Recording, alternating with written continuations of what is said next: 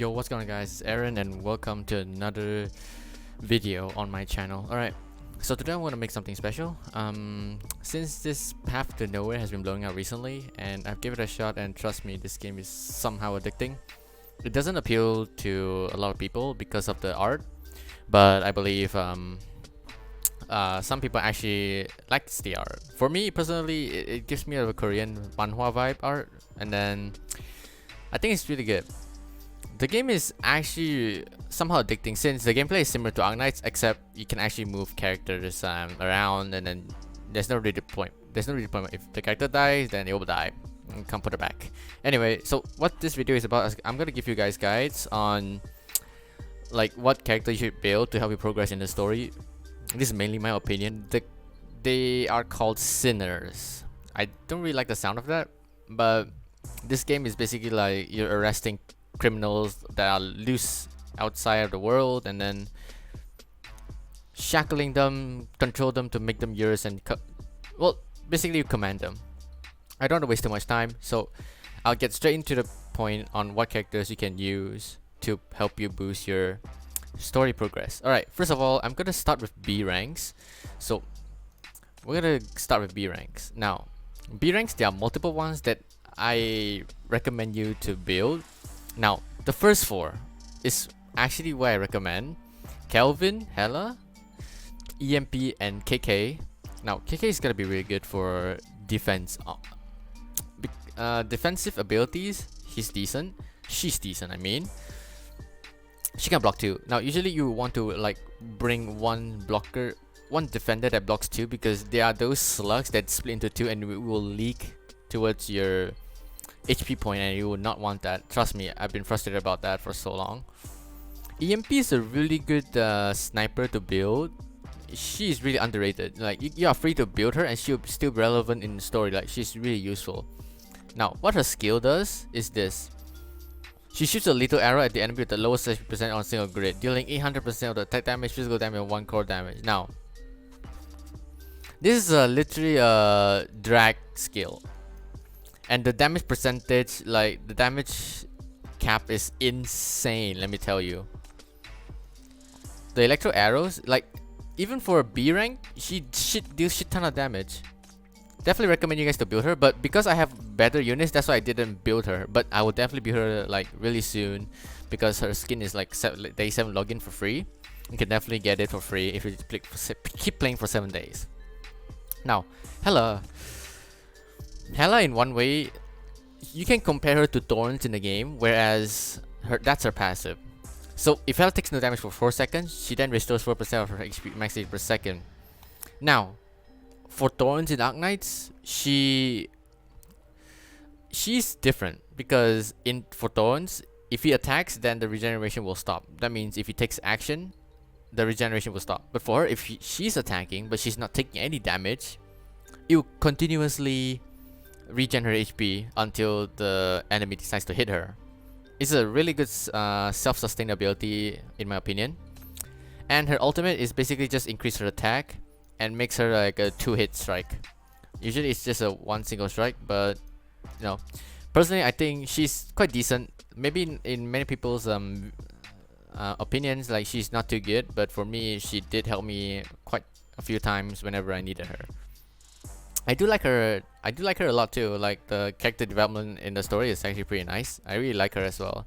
Now, Kelvin, I don't know if a lot of people use her, but she's pretty useful. She's been really helpful. Her skill, which freezes enemy after like 5 strikes of her normal attack, and also slows down enemy with her ultimate, is really useful in my opinion. There are some enemies that are really fast, and they will want to just rush to your like a base. And let me tell you, that's not gonna be fun, because since I have multiple sinners that I can actually like slow down enemies, so like kill them early before they reach my HP, or like my base. I'm just gonna say my base, and then it's actually pretty useful. Like even when I have better units, I still use her up until now, because her freeze and slow is so useful. I feel like everyone should actually give her a shot. She's actually really good for the campaign, and also there's another event or another game mode I forgot. I don't know if it's a guild event or what something, but in general, she's actually quite useful, and I recommend you guys to actually use her if you're having problems to like kill off the faster enemies, or like the enemies actually a lot like the slugs where they split into two and you can actually slow them down to have enough time to deal damage and kill them off. Okay, so that's it for the B ranks. And now we're moving on to the A ranks actually. So now Luvia Ray, there's a reason why I level her up this high. Main reason is because of her alright, her ultimate basically switches her attack pattern. Now before you switch, like use her ultimate, she would deal like chain damage, basically like chain lightning, bounce to one extra enemy. So basically like you're hitting two enemies at once, but with a lower attack percentage. However, if you use ultimate, you'll become a single target, and the attack will be changed to a single target lightning pierce attack, and also by which attack range increases, and it's really far. It can hit enemy from really far and can do decent DPS if you ever feel trouble with it. Her main thing is like this. It throws a lightning spear and increases it has a bigger range, so this will be really incredibly helpful if you really want to protect her, since she can deal a lot of damage because of one of her skill, and that is this passive right here. Now they do stack up the overloaded passive. Basically when they attack, like after a certain amount of time, you'll see an aura surrounding her, and every single hit normal attack after that will gain a 10.4% attack bonus and a deal guaranteed to critical towards enemies. It's really useful. While not all people might agree with me, but I personally find her really amazing to use. I've been using her since the start of the game, and trust me, she's definitely really useful. Plus, yeah, this just looks hot. I just quickly want to get her to like phase 3. Okay, moving on. Wendy. Now, this character is such a I don't know if it's underrated or not, but I hope people are using her because she is a monster. Such a personality, by the way. She's really good. She's good at dealing with large group enemies because of her multi-attacks, normal attack. I don't know if that makes sense, but so basically what her normal attack is, swings 3 times, and there's one passive. Wendy turns the damage into dealing 1 grade, dealing 4 times. So basically you'll see 4 times of damage on one every 10 seconds. And her ultimate is a 3x3 physical damage within range, 171% of her attack, 5 times. Basically she swings 5 times of her chainsaw and she will do a lot of damage. And another passive, when you upgrade her to like 2nd phase, she gets a 5.7 damage percent bonus for each enemy on the battlefield, but this is only level 3. For max you get 9%. And this 5.7% damage boost is not to be underestimated with, because she deals a shit ton of damage, and most of the time on the stats list she deals the most damage out of everyone else. Well, now of course no, because my Luvia is 60 and her skills are pretty much 5 on every single one of them. Wendy's really good if you want to deal with heavy. It's like she deals really well with those slugs, and trust me, she's definitely gonna be helpful a lot in story. You guys definitely should use her. She resembles a bit like Blaze. Really helpful, really broken in the story, whereas you can just deploy her and you can just forget about it. But you need to remember to use her skill. Unlike Blaze, you can just use her 2nd skill and just forget about her. That's still fine. Now, Hecate, if you don't have another like core damage dealer, then she will be a really good not arts damage. Magic damage. Oh my god. Magic damage basically. She also deals core damage. Basically there are some enemies that are little triangle thingies, those are cores. If you shatter them, basically people that have like this rainbow color, like reddish color, that means they can do core damage. And now if you shatter the cores, they will go into the break phase and the enemy will be stunned for a few seconds, and you will do amplified damage towards the specified enemies, which is really helpful. And just as I said earlier, the B rank sniper also has that ability to do so, so it's incredibly really useful in story, and I recommend you guys to use her. Now, there's nothing much I can say, but except there's one more, Ariel. If you don't have a good healer, she's one other way to go, because her heal is cross map. You can actually use a skill to deploy like a healer. You can just drag the ultimate towards where your sinners need heal, and you'll heal up. She's a budget Hamil. Is that her name? Yeah, Hamil. She's a budget Hamil, and if you don't have her, she's really useful. Ariel is definitely a good A rank to be used, because if you lack supporter that can heal, she's the way to go. I haven't built her yet because since I'm trying to focus on like only a few at a time, and trying to maintain the balance between my team comp as well. Alright, that's for 8. Now we're off to the S ring, and these two are definitely gonna be on top of my list. There are some other ones that I will recommend, which afterwards I will get into it, but for now I'll get into the 2 that I have right now. So Irene is how I call it. Her shatter is really useful. Her ultimate actually have specified ability type. Basically, if the enemy is coreless, Irene summons a black hole, basically sucking a 3x3, slowing them down, and deals 700% of attack in total. It's a magic damage also, and reducing their speed by 50%. Basically, basically slowing them down. But if it's a target as a core, it will do damage in X shape area around target, and do 250% of attack, 1 core damage each time. Target with all cores broken. So if she deals that core damage and did not fully shatter, it won't pursue this ability or passive. But if it does immediately all cores broken, it does another Disturb Turbulent, dealing 900% of magic damage to all enemies on the target grid. So this is incredibly OP in my opinion. Those tanky elite enemies that has like 3 or 2 cores, you can definitely use it to shatter because the core damage is 1. However, if you actually use it, since the black hole or like the shatter thingy, if it has core attack, it will be different. It attacks 2 times, and if it's shattered, it will do extra damage. The 3rd attack, basically. So you have to go through 1, 2 from this. I hope I'm explaining properly, because some of you might don't understand what I'm talking about, but it's better if I go in a game and show you guys. But I don't want to waste you guys too much time. I'm just gonna give my opinions on everyone here. Alright. Now, her normal attack is just basically magic damage, nothing too special. And her passive, when an ally casts an ultimate, Irene will deal 50 this effect is up 2 times. Now, this is why like you want to use someone else's ultimate before her, because she can do extra damage with ultimate.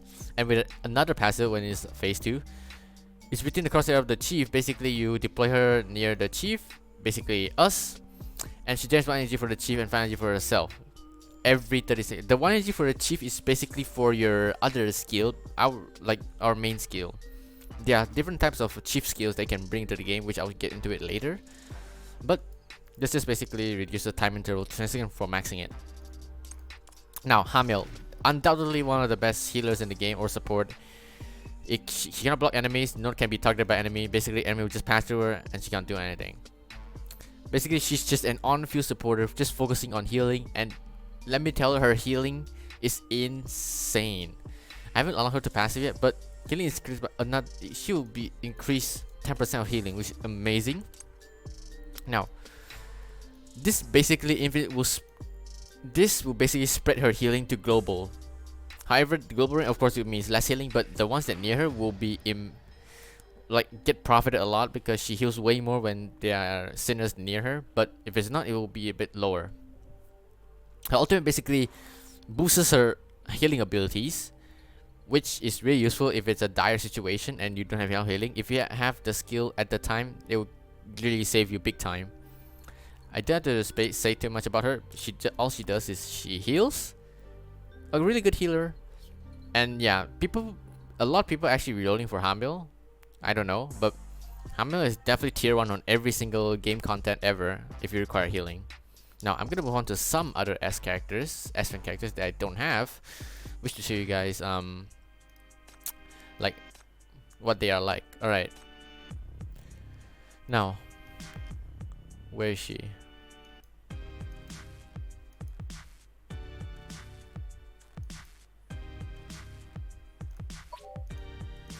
I can't see her, but I have to like show you guys maybe some of my friends has it. Alright.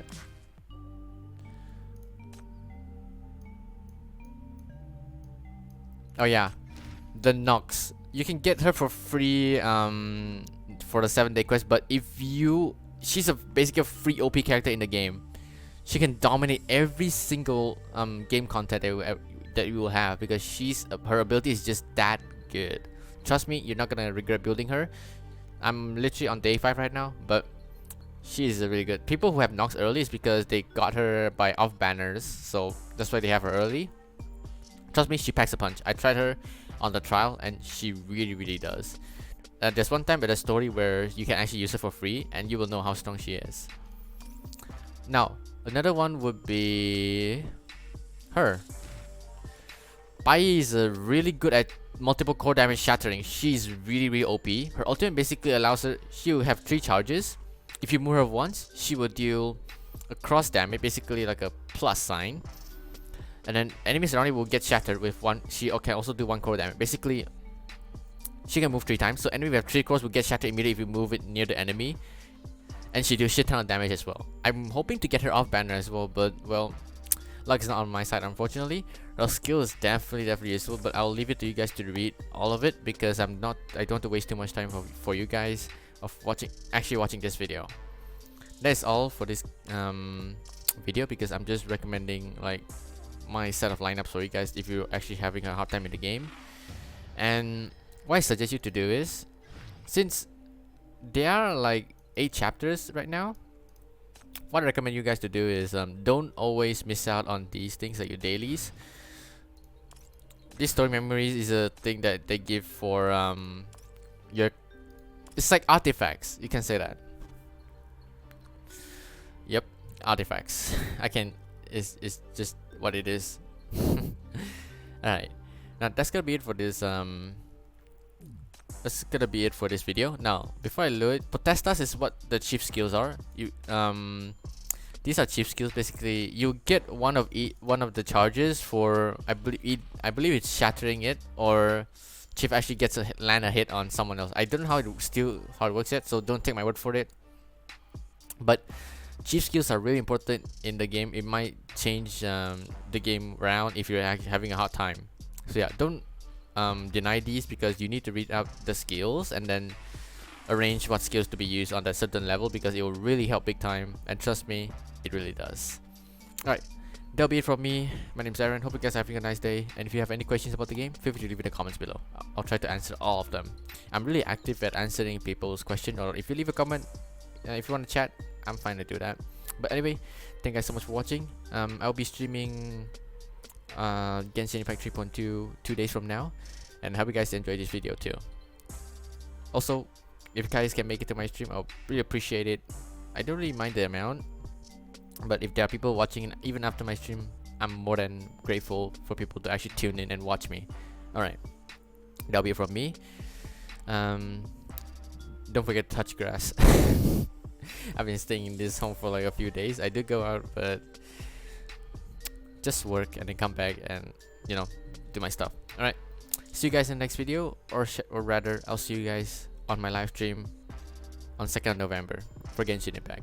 See you guys there.